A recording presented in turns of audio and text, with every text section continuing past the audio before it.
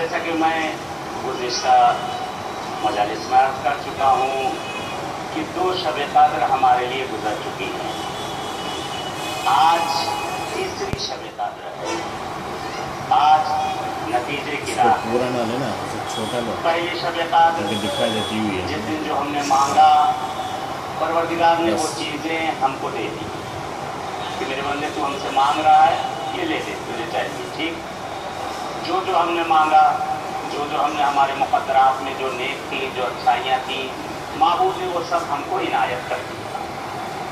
दूसरी शब क़द्र जो आई, दे तो दिया माबूद ने हमें, मिल तो गया हमें जो दिया तो परवरदिगार ने। कहा वो अपने बंदे को दे तो दिया है, इस चीज़ को ये संभाल भी सकेगा या नहीं संभाल सकेगा?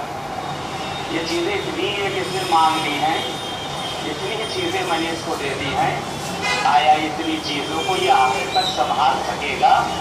ये जो चीज़ें मैंने इसको दे दी हैं, इसको समेट सकेगा, इसको रख सकेगा, इनका पाबंद हो सकेगा? ये परवरदिगार ने पहले में तो दे दिया। अब जो दूसरी शब क़द्र आई, उस पर तहदीद नज़र हुई कि का एक मतवा और ज़रा सा और फिक्र कर लिया जाए।